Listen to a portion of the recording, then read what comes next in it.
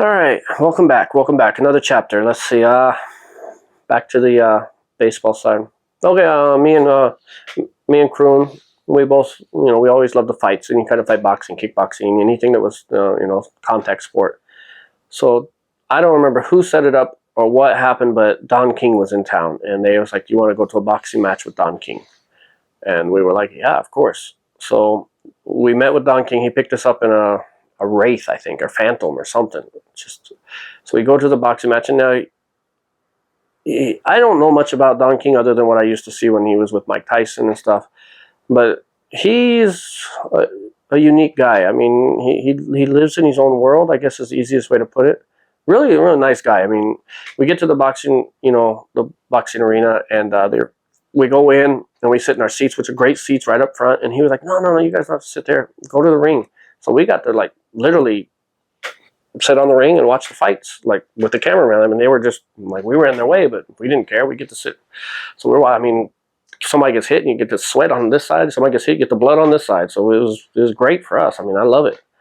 Watched the fight, and then we had a great time.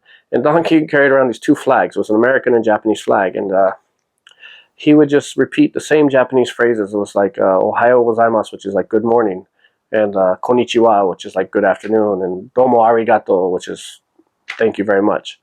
And he would just repeat these "Ohayo gozaimasu, konnichiwa, domo arigato." That's all he would just keep repeating. So after the fight was over, he got in the ring to do a little speech, because I guess it was a fighter. He was working with some fighting promoters to build up a Japanese kid or something. I don't remember. And he's in the ring giving his speech and just yelling and waving these flags around. And so it was funny. I mean, and then after that, we went to dinner with him. We went to Sizzler. Went to Sizzlers. And yes, they have Sizzlers in Japan. It's all you can eat. And he was a great guy. I mean, there's absolutely nothing negative to say about him, except for, I mean, he lives in his own world.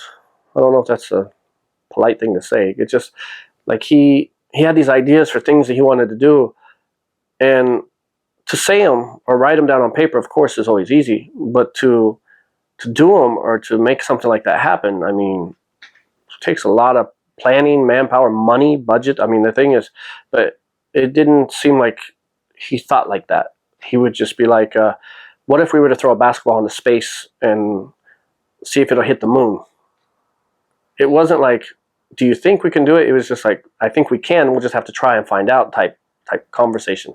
Of course, I'm just making that up. That's how he talked. It's just, I want to do this and I want to put this in there. And I think if we can have people skydiving in through there, and we're in Japan and I've been here for a while, so I'm just like, yeah, that's not going to happen. Not here, But in his mind, this stuff was all possible, which great for him. And we talked and we had a good time, and he was a funny guy. Of course, nothing about Tyson or anything. Nobody brought that topic up in any way whatsoever. It was just the things he wanted to do, and what he saw possibilities for the future and for these boxers here in Japan that he was trying to help promote, and creating their own boxing stadium the size of Tokyo Dome. And I mean, it's just things he was saying. And of course, the Japanese side promoters were just like, "Oh, that's a good idea," but they're just like, "Yeah, there's just no way that's going to work." But yeah, he's a great guy. I mean, after that, he drove us home and we had a good time. I just remember him talking a lot about things he wanted to do. That's all I really remember. And it was an interesting experience. And I think there was either an interview or something. We were talking in front of the car, and they just came up with a big microphone to interview him. And right then we had to take some pictures or something. So I think that's the picture I have, is you'll see the big boom mic right there, because they were doing an interview and he called me over to translate something. I don't remember what it was, but I'll post a picture. You'll see. All right, that's the hanging out with Don King at a boxing fight, getting sweat knocked on me right on the ring. It was a great experience. I loved it. But all right, thanks for watching. Stay tuned. It was a short video, so that's good.